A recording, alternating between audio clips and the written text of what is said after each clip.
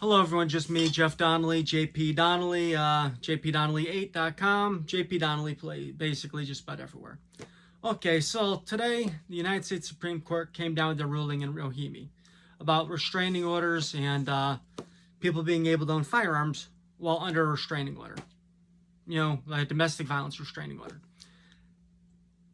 And, well, they ruled against Rahimi. But if you look at it, it was a horrible, horrible case for any pro-Second Amendment advocates to go before the United States Supreme Court. Because, well, do some research on this guy and he was a complete piece of shit. A complete scumbag.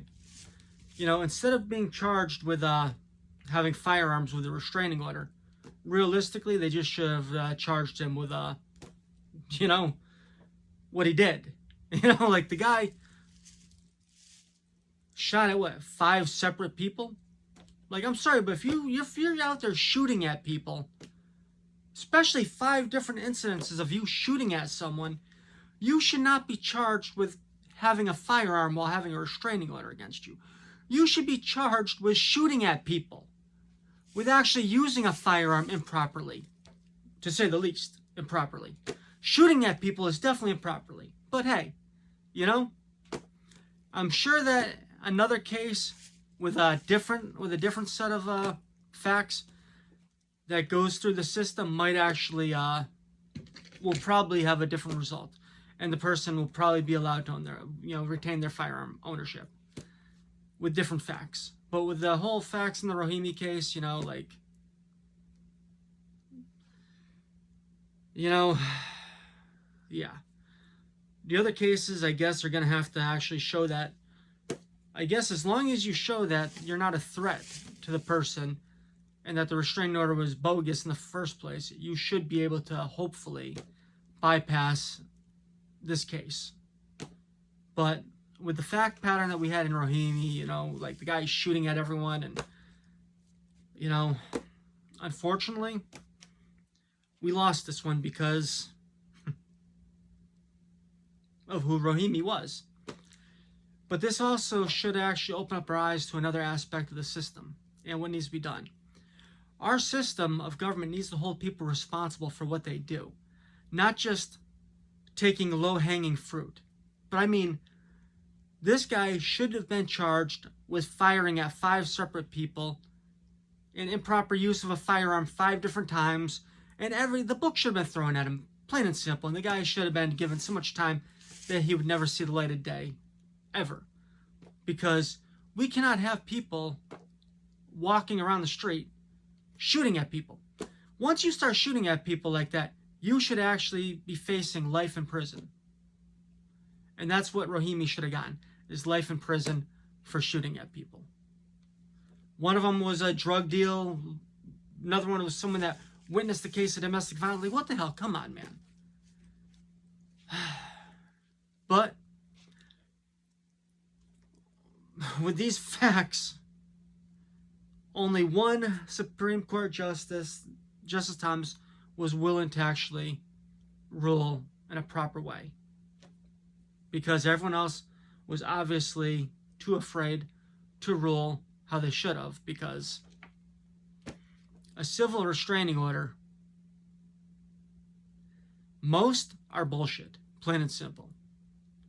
And I figure this way, if you're going to get a restraining order, you should be required to file charges against the person who you're getting a restraining order against. If you're getting a restraining order against someone because they've abused you, they physically abused you, you should have to file charges for assault and battery against that person at the very least. Because there should also be a criminal case connected to a restraining order case. Otherwise, you should not be allowed to get a restraining order if a person's not also criminally charged. And if the person is criminally charged and they're found not guilty, that restraining order should be vacated. Plain and simple. Because a civil order, too many judges just rubber stamp them because the judge figures that there's nothing,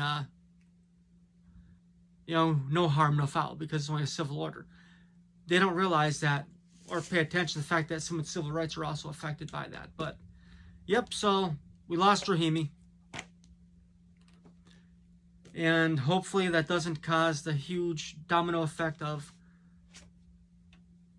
other cases that the Bruin decision actually placed forward. But if you look at it, in the 1700s, if someone was a danger to the community, they weren't allowed to own guns, because if they were a danger to the community, they were kind of a,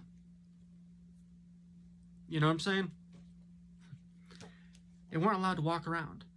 They weren't allowed to walk around and assault people, plain and simple. They were taken care of. They were not in the population, which means that they were not allowed to own firearms because they weren't in the population anymore. They weren't part of the population because they were excommunicated from the population, if you get what I'm saying. Okay, once again, Jeff Donnelly, JP Donnelly 8. I'm the author of Raw Motion and Political Repression, my journal detailing the corruption I faced in Massachusetts while I was 25 years old trying to run for Congress. It's a book that they do not want you to read. I'll read the back cover for you. As I would rather not go to prison with the use of arms against enemies so brazenly bold, I shall use a pen and ink to overcome their swords that gleam crimson, ever brighter, from wounds they so did inflict upon myself, so boldly so. Only time will tell if the saying is true. Is the pen really mightier than the sword? This book is my call to arms, as no one should have to live through what I was forced to endure, all in the pursuit of running for the political office, with just one goal in mind, to be the people's politician, J.P. Donnelly. And you know something? After writing this, what they did to me in this book is child's play to what they did after I wrote the book, and they found out about it. And yes, I've got degrees in psychology and criminal justice. I worked for a time being for the Massachusetts Department of Youth Services as a youth prison guard. I was with the Springfield Park Rangers for a little while. I've done private personal security. I worked 6 or 7 years as a bouncer in a local nightclub, you know. Yeah, like, you know, if you look at it, I guess the pen really is mightier than the sword, because after I wrote this book, they actually denied renewal on my business license to sell the book. Okay, well, have a great day. Decided to inform you guys, update you guys on a little bit of the Rahimi case. You know, I'll end up reading it sometime, you know, probably next week or so, and reading everything about it. Just found like a little snippet about what it actually stated.